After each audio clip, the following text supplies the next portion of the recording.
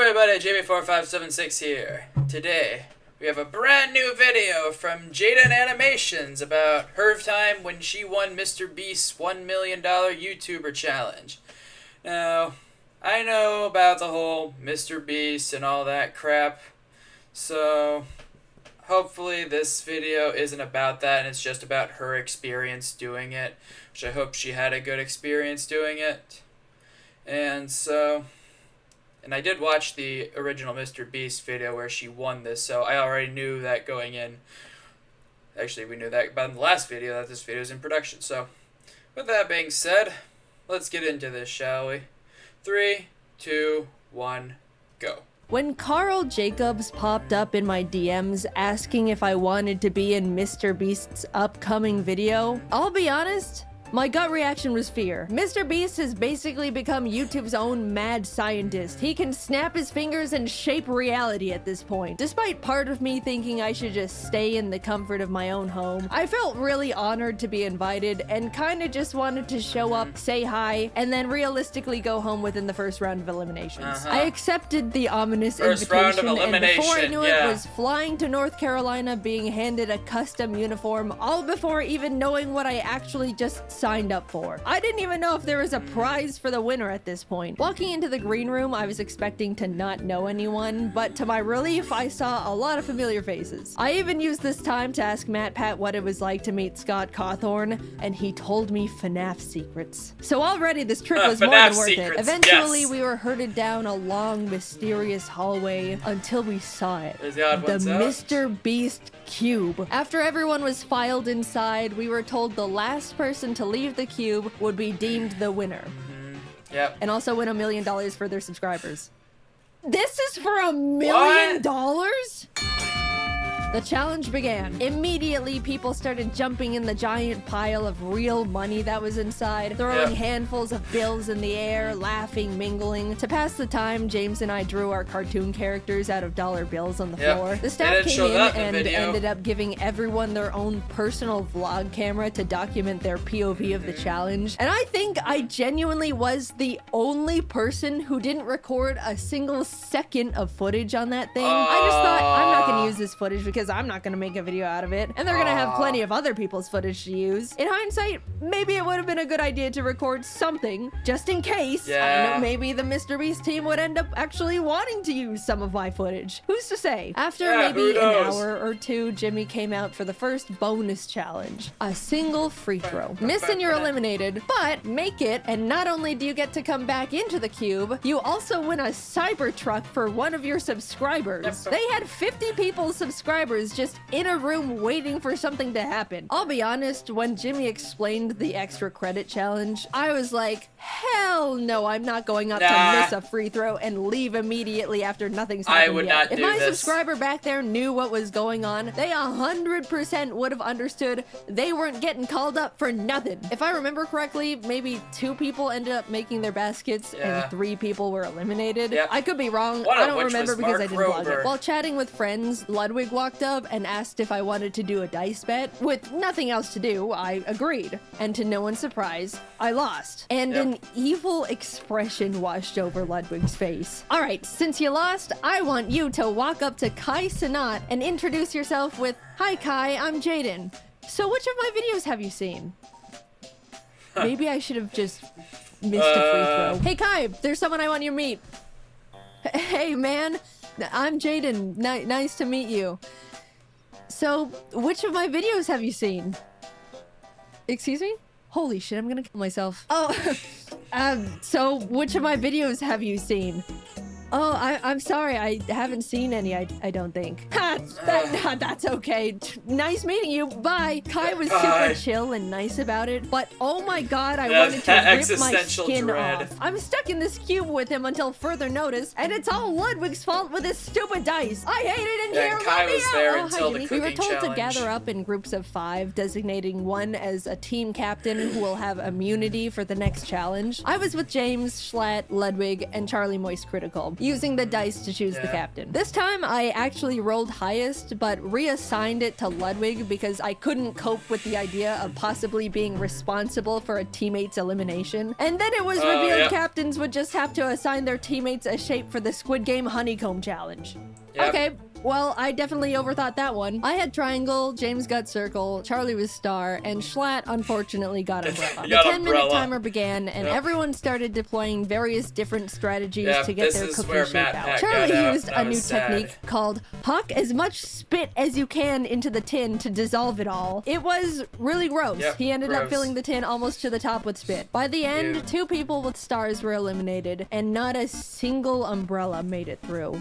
Bye, Schlatt. It was very funny seeing Mr. Beast lift the lid off Charlie's tin and immediately reel back in disgust, though. A total of 14 out of 50 people have now been eliminated, leaving 36 people. Honestly, that was good enough for me. Losing at any point going forward was already further than I was anticipating. We were fed our little thing of rations and left to wait again. It probably doesn't seem like long in Mr. Beast's video, but it was like 9 p.m. by the time we began the second real challenge. After being directed to choose a partner, James and I shook hands, ready to take on the next game as a team, and froze as it was revealed we had just chosen our own opponent. Another Squid Game tactic. I probably should have seen it coming. I just didn't expect the double up. The Beast staff revealed the next challenge as they rolled in a giant Jenga tower. Winner stays, loser walks. Unfortunately, the very first game of giant Jenga between KSI and AJ ended up taking literally 2 hours. Doing the math in our heads, we all kind of figured we probably didn't have the time to play Jenga for the next 30 hours. But just as AJ won, KSI hoisted him over his shoulders and ran out of the cube. No! Huge drama! Everyone was freaking out. AJ was stunned. No one knew what to do. Was that legal? Can you just carry people out of the cube? Jimmy had everyone take a vote, and pretty much everyone opted to bring AJ back in. Yes, out of the kindness of our hearts, but also out of fear of being manhandled. So since giant Jenga was a bust, production ended up scrambling to try and find like 12 sets of normal Jenga at midnight in North Carolina. A feat that seems impossible, but I feel like Jimmy could just call up the president of Jenga and have it all delivered via helicopter within 30 minutes. It took a bit, but the slightly larger than normal, yet still reasonably sized Jenga towers were all set up. As our game was going on, James and I ended up making a pact that whoever was eliminated would relay to the outside world that the other was okay, because we didn't have our phones, by the way. Our friends only knew we were in the Mr. Beast cube and haven't responded for 14 hours. Our game of Jenga was pretty intense. Eventually it got to the point where as I was watching James pull out a final piece, I realized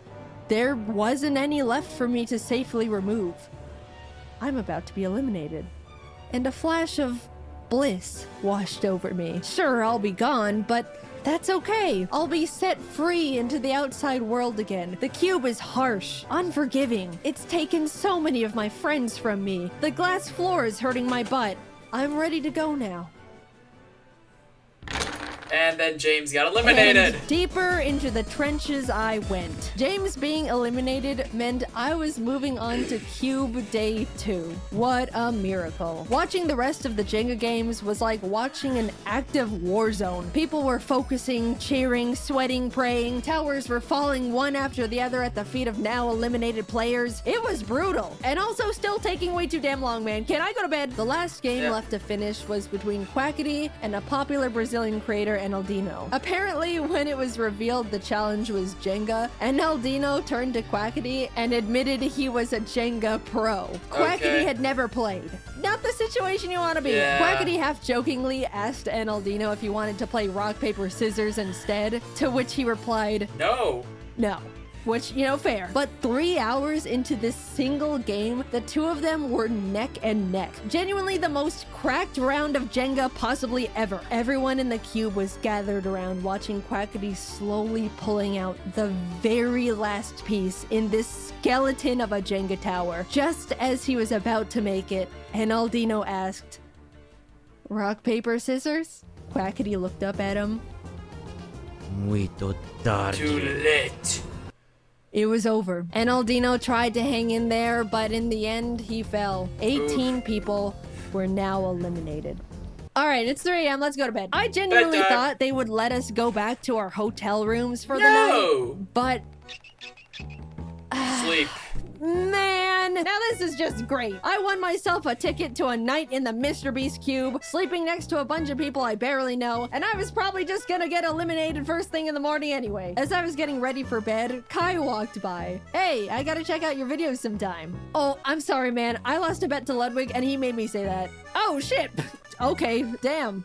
Oh, well, that makes falling asleep a bit easier. Thank God he only thought I had a huge ego for 19 hours straight. Crisis averted. In the morning, production had to prep for filming again, which meant they turned on every single light in the building, flash banging all of us. They were turned off, and then these loud-ass brrrr sounds from construction started blasting. They turned the lights on again a few minutes later, but this time in a crazy strobe light effect for some reason. After breakfast rations, Jimmy returned, pointed to the entrance hallway, and in walks I Show Speed. With too much energy for a group of people that just had the weirdest sleep of their lives. All right, you guys have the chance to vote Speed into the cube to join you in challenges. No. The kind thing to do was to let him in, but we all just survived trenches no one could even understand. We were trauma bonded together. And also, it wouldn't be fair. The majority of us moved to the voting side of no. Admittedly, me too. Mainly because I was a bit scared of him. Speed looked at Kai. At least shake my hand, man. You're gonna pull me out. As the two of them argued about a friendly handshake, Ludwig stepped up.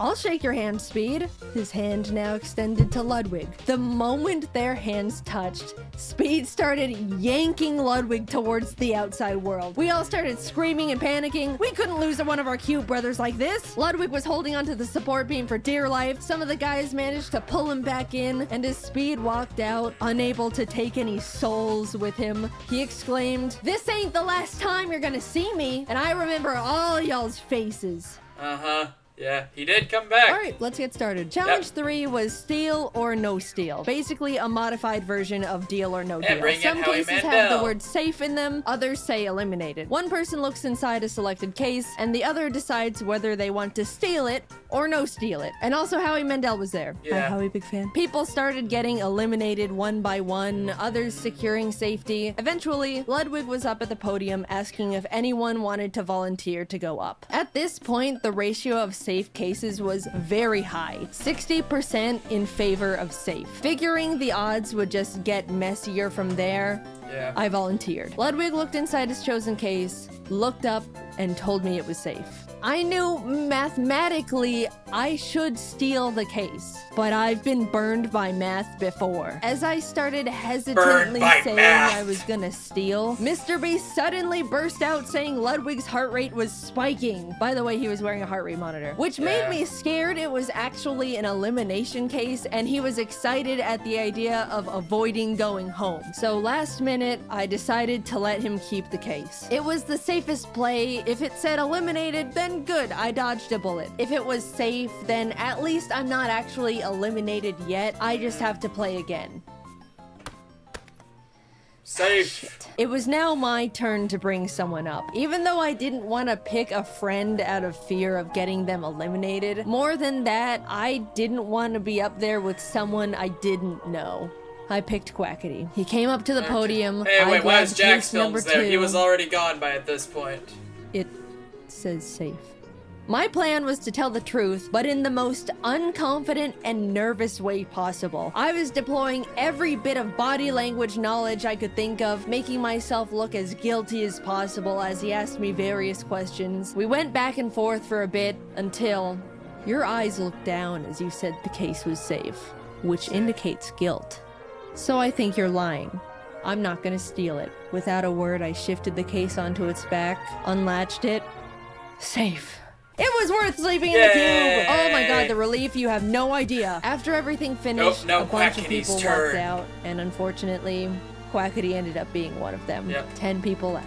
I know it's a dog-eat-dog world inside the cube, The but next when one you're was the left to cooking sit with your competition. fellow contestants for hours on end between challenges, waiting for Jimmy Beast to send you all through another round of cube stress, you really start bonding with the survivors. It was pretty sad watching them go. Hours passed until the Jimmy death bell struck again, and we were told to partner up once more. Alex and I had really gotten to chat and hang out together as the only girls left at this point, so we paired up. Everyone was blindfolded and told to sit tight until they were ready, which is ominous. The two of us were strategizing and figuring out each other's strengths and weaknesses for whatever was coming our way, only to be unblindfolded and see the entire cube transformed Turned into a into kitchen. or It was kitchen. a cooking battle.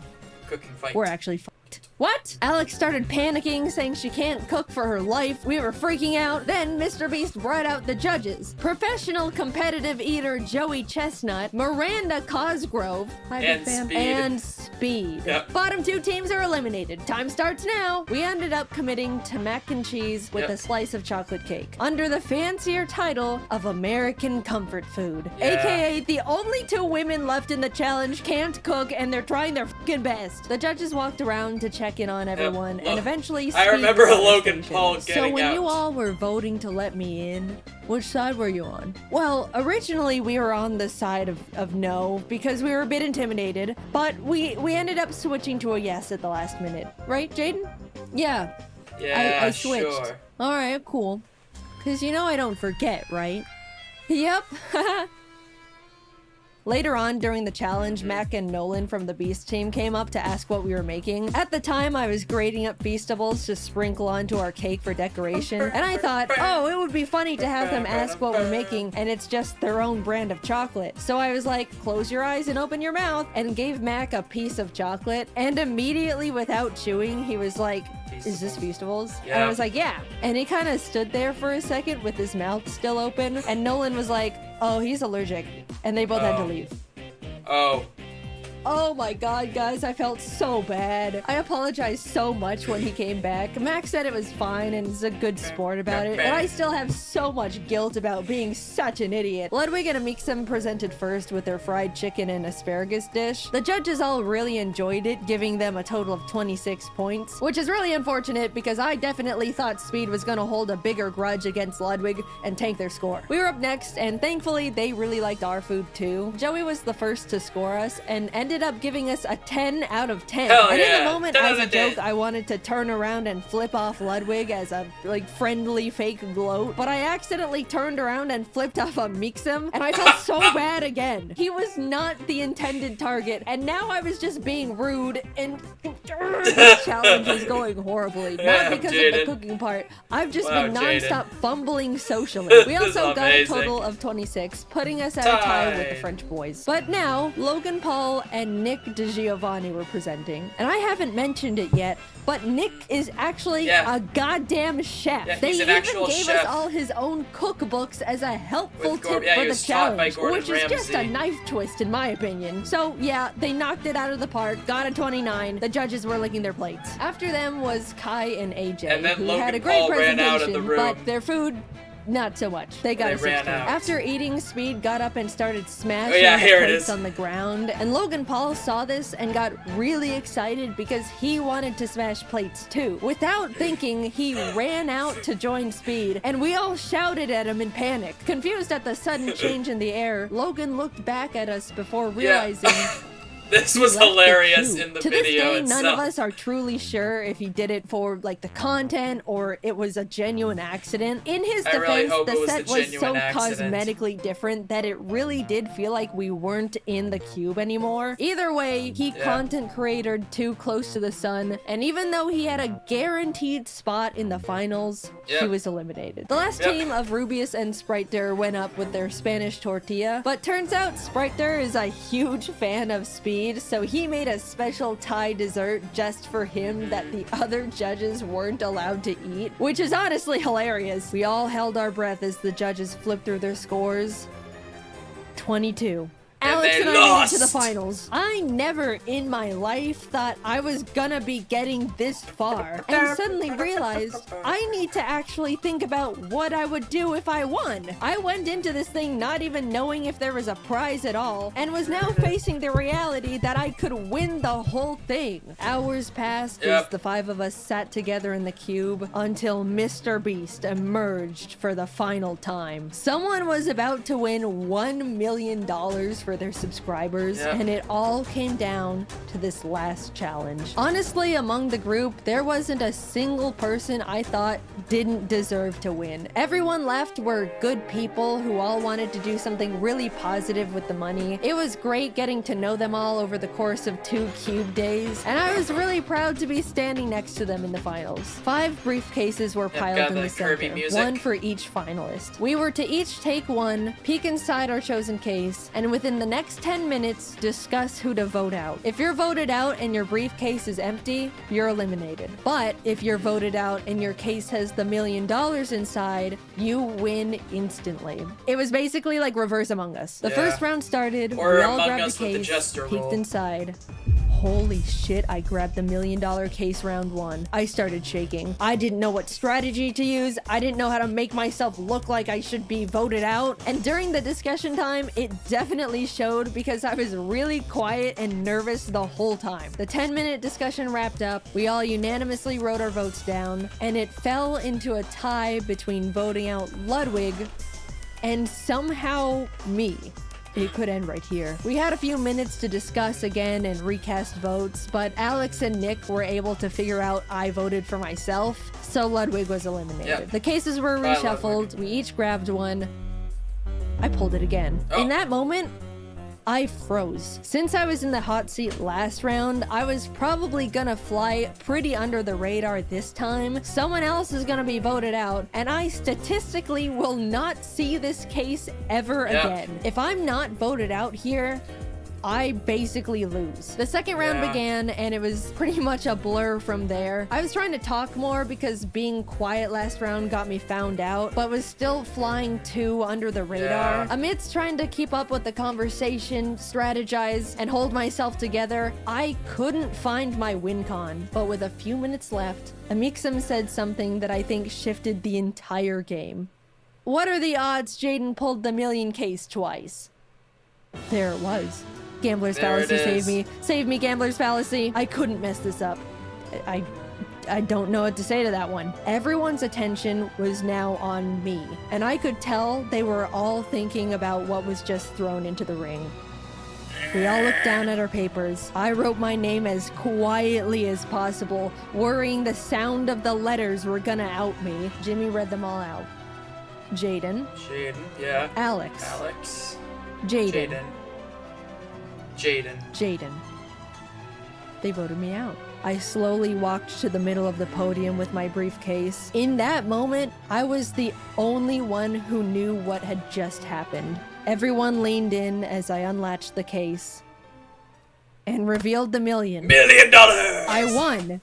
Confetti cannons blasted. Everyone immediately started congratulating me. All the eliminated contestants left in the green room ran out screaming and jumping around me. I like how Matt Patch is I always started to like tear this. up for some stupid emotional reason. So yeah, I won $1 million to give away to my subscribers. That is a Looney Tunes amount of money. First of all, top 5 all agreed that whoever won the $1 million would give the other 4 $100K each to do something for their subscribers too. So a total of $400K will be going to Ludwig, Alex Botez, Amixem, and Nick DeGiovanni. With the remaining $600K, I decided to put it towards paying for as many people's art degrees as possible. It's really scary going into the art field right now between the animation industry hitting their rough patches, AI threatening to take artist jobs. The overall career path is extremely intimidating and difficult to break into. I'd really like to encourage and make it easier for some of the up-and-coming artists by being able to send them through art school stress-free. I have no idea how to set it all up, but I'm currently working with as many qualified people as I have available to me to make it happen. As my and Mr. Beast's team figures it out, I'll keep you all updated through my Twitter. We'll get it sorted. I entered the Mr. Beast Cube ready to just talk to my friends and screw up in the first challenge, Jaden, but instead I was isolated from the world for 48 hours, watched my peers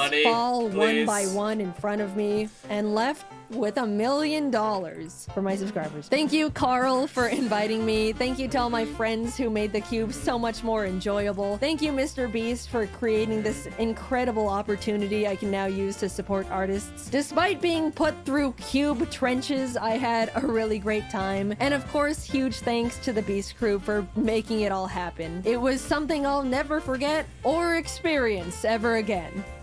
Hopefully. If you're an artist currently enrolled in art school and are hoping to have some of your tuition paid for with the cube winnings, you can now apply through the form I'll have linked in the description and the comments of this video. The form will be available for a week starting the day this video is uploaded, so be sure to check the calendar and apply before it's closed. Okay. I assume there's going to be a huge amount of applications we have to go through, so expect a few months wait before we announce the winners. Thank you for your patience. I'm not sure how many people we can financially help out because everyone's tuition will be vastly different, but I'm looking forward to going through your portfolios and hearing your stories. Thanks for watching, and thank you to my team for dropping everything to work on this sudden video jump scare. Alright, until next time, bye-bye. And so yeah, that was how Jaden Animations won the Mr. Beast video. Now, honestly, I'm kind of glad she didn't bring up the drama. Like that was not the time to talk about that. That's a completely different time. And so yeah, I'm definitely going to be applying for the winning the try to get at least some of it. But with that being said, thank you guys for watching. Please check out another video of mine, and I'll see you guys later. Bye.